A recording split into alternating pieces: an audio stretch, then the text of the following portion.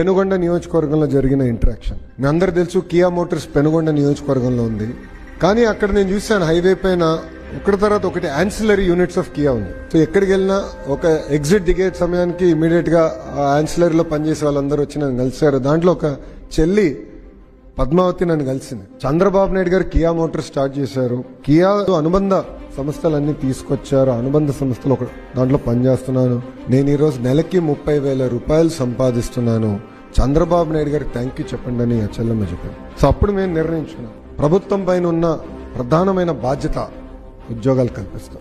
మేము ఇచ్చిన manifesto super 6 లో తొలి హామీ 5 సంవత్సరాల్లో ప్రభుత్వ ప్రైవేట్ రంగంలో 20 లక్షల ఉద్యోగాలు మేము క్రియేట్ చేస్తామని. ఈరోజు మేము 800 కీ ప్రాజెక్ట్స్ ని పర్సనల్ గా ట్రాక్ చేస్తాం జరుగుతుంది. దీంట్లో 23 లక్షల కోట్ల పెట్టుబడి, తద్వారా 24 లక్షల మంది యువకులకి ఉద్యోగాలు మేము కల్పించబోతున్నాం. మీరందరూ చూశారు, గూగుల్ డేటా సెంటర్ కి మేము శంకుస్థాపన చేశాం. అదేవిధంగా ఆస్లర్ మిత్తల్ స్టీల్ ప్లాంట్ కూడా శంకుస్థాపన చేశాం.